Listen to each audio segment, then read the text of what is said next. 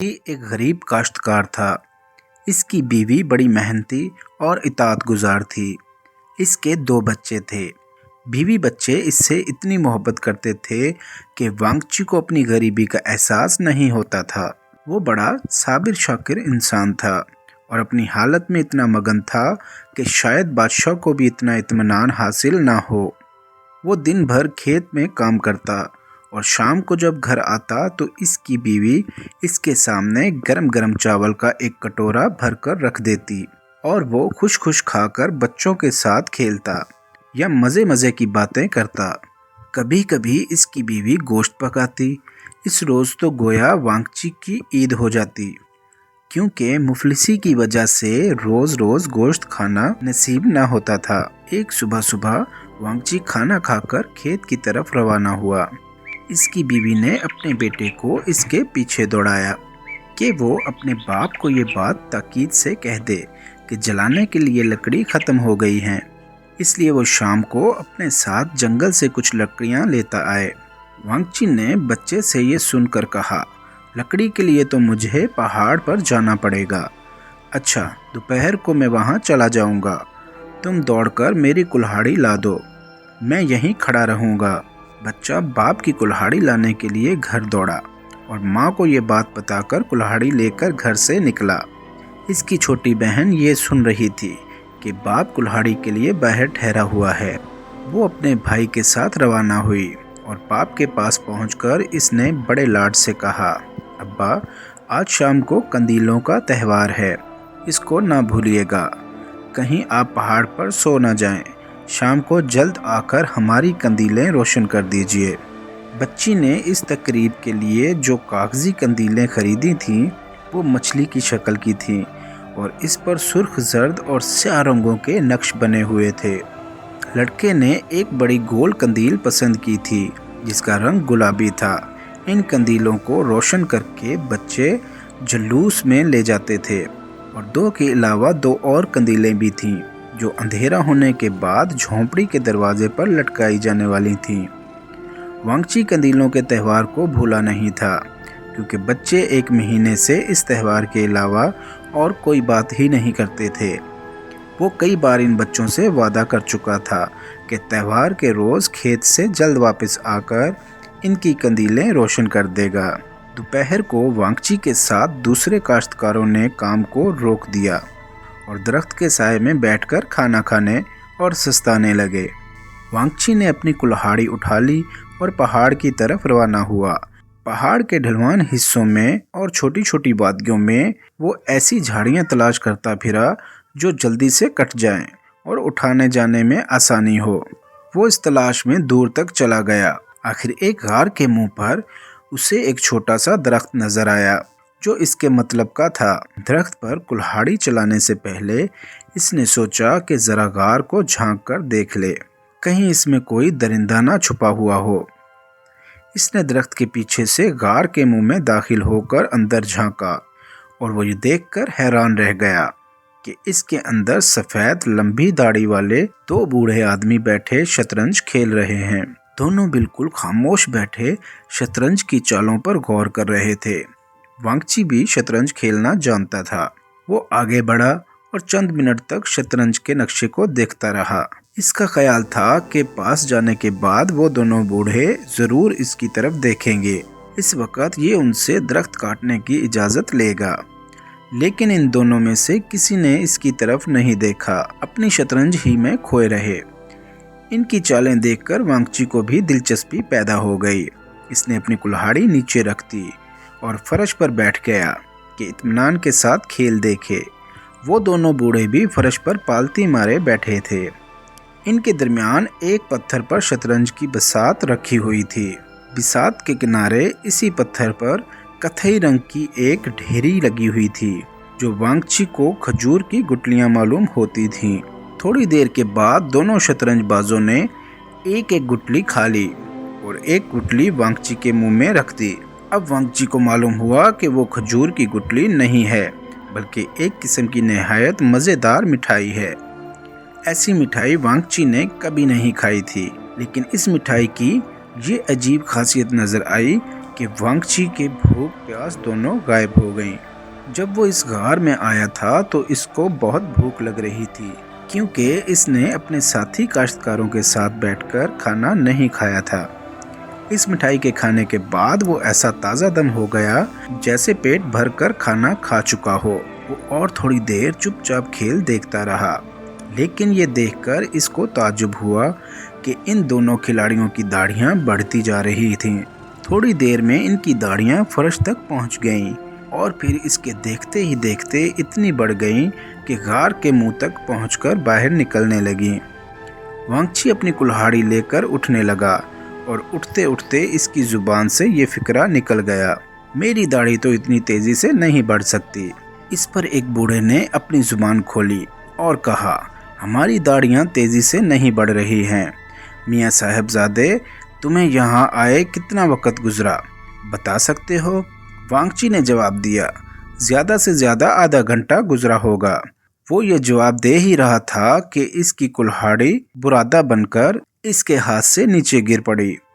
اس پر دوسرا بوڑھا ہنسا اور مٹھائی کے ڈھیریوں کی طرف اشارہ کرتے ہوئے کہا، آدھا گھنٹہ یا 5 صدی، اس مٹھائی کے کھانے والوں کو 500 برس آدھا گھنٹہ ہی معلوم ہوتے ہیں۔ اپنے گاؤں میں جاؤ اور دیکھو تمہارے یہاں آ جانے کے بعد اس کا کیا حال ہو گیا ہے۔ یہ سنتے ہی وانگچی تیزی کے ساتھ اپنے گاؤں کی طرف روانہ ہوا۔ جب وہ اس مقام پر پہنچا جہاں اس کا کھیت تھا تو دیکھا اس پر بے شمار مکان تعمیر ہو چکے ہیں۔ اس کا چھوٹا سا گاؤں ایک بڑا شہر بن چکا ہے۔ وانگچی دیوانوں کی طرح اپنے گھر اور اپنی بیوی بچوں کو تلاش کرتا پھرا۔ شہر بھر میں جتنے لوگ نظر آئے سب کے سب اجنبی تھے۔ اس کے گاؤں والوں میں سے کسی کا چہرہ نظر نہ آیا۔ اس دن بھی شام کو قندیلوں کا تہوار تھا، مگر اس کے گھر والے کہاں تھے؟ پھرتا پھراتا وہ ایک نہایت ہی بوڑھی عورت کے پاس پہنچا اور اپنی کہانی سنائی۔ اس عورت نے کہا کہ جب وہ ننھی سی بچی تھی اس کی پرنانی نے یہ قصہ سنایا تھا کہ جب وہ ذرا سی بچی تھی تو گاؤں کے ایک غریب نوجوان کو قندیلوں کے تہوار کے دن پہاڑ کے جنات نے غائب کر دیا تھا۔ اس کی بیوی اور 2 بچے تھے۔ گھر میں تھوڑے سے چاول کے سوا اور کچھ نہیں تھا۔ تم تھوڑی دیر اور انتظار کرو تو شام کو قندیلوں کا تہوار کا جلوس گزرے گا۔ اس جلوس کے آخر میں ایک عورت 2 بچوں کو ساتھ لیے گزرے گی۔ اس کے ہاتھ میں چاول کا خالی کٹورا ہوتا ہے۔ اس کا لباس وہی ہوتا ہے جو اس نوجوان کاشتکار کے بیوی بچوں کا تھا۔ یہ سوانگ ہر سال اس تہوار کے موقع پر بھرا جاتا ہے تاکہ لوگوں کو بیواؤں اور یتیم بچوں کی مصیبت یاد دلائی جائے اور ان کی پرورش کا خیال رکھا کریں۔ سر ہلاتے ہوئے اس بڑھیا نے بڑے درد کے ساتھ یہ باتیں سنائیں۔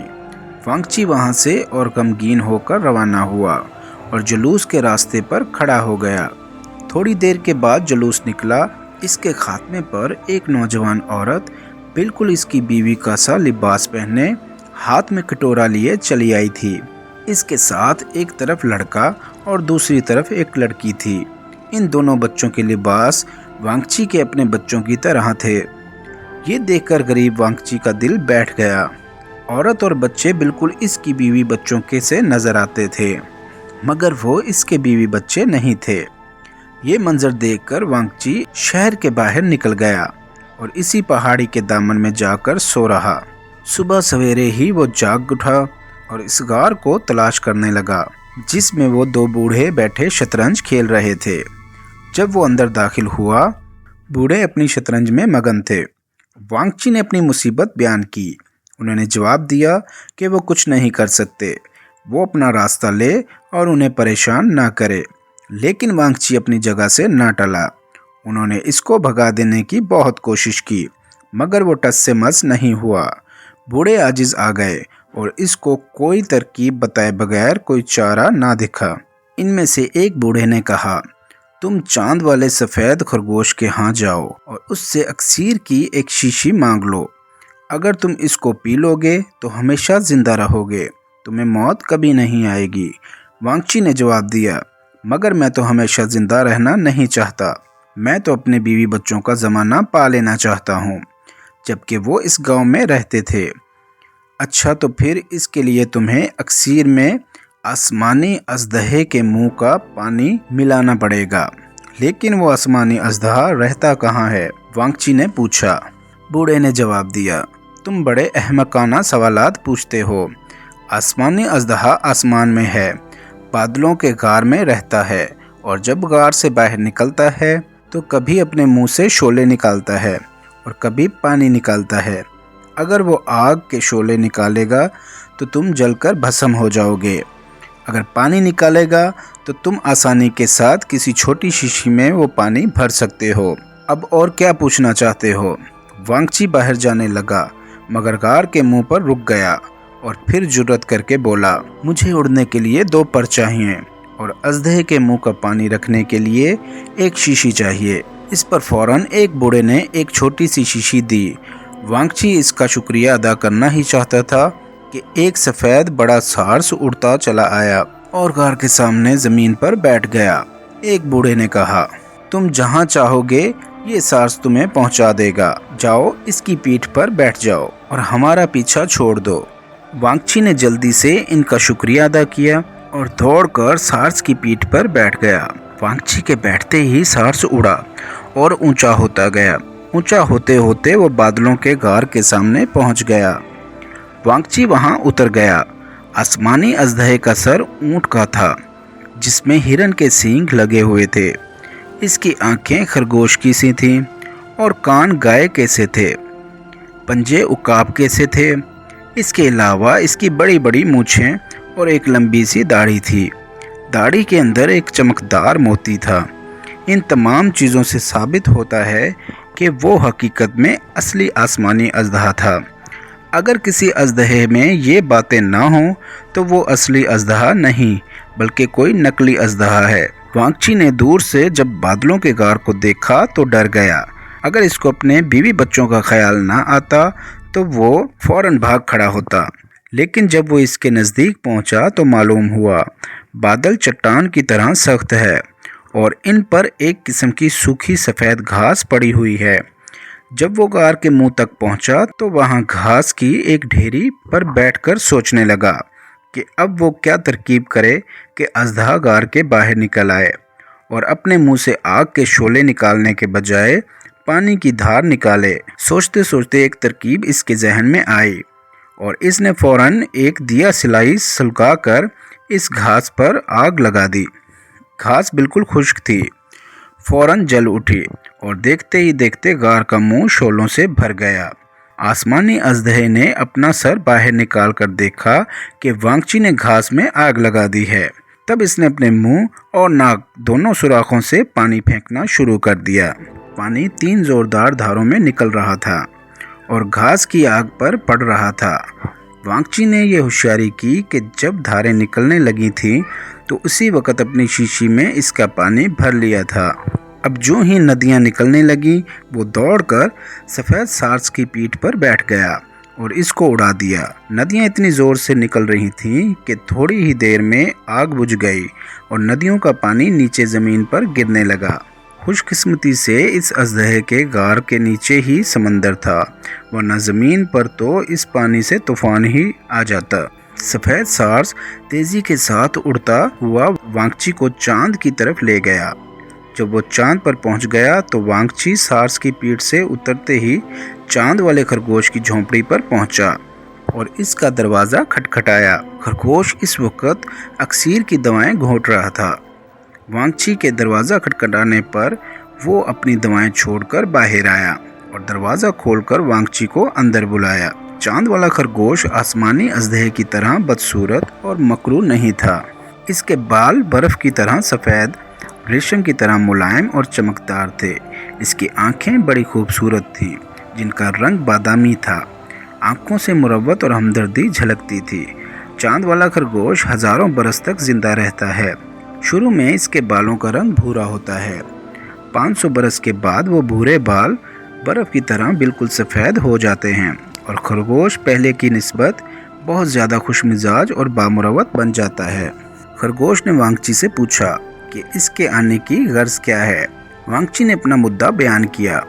اس پر خرگوش نے اپنی جھونپڑی کے پچھلے حصے کی 2 کھڑکیاں کھول دیں اور وانگچی سے کہا کہ وہ باری باری ان کھڑکیوں میں سے باہر جھانکے۔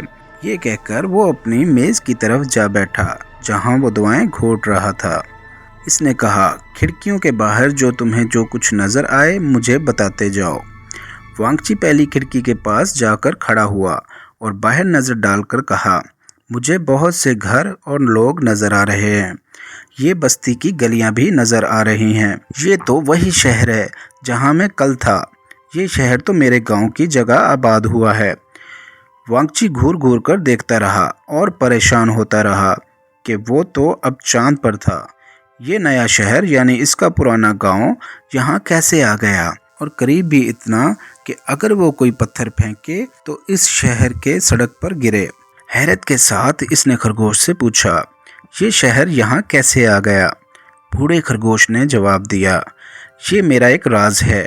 میں ایسی بہت سی باتیں جانتا ہوں جن کو دیکھ کر تم حیران رہ جاؤ گے، لیکن سوال یہ ہے کہ کیا تم اس شہر میں جانا چاہتے ہو؟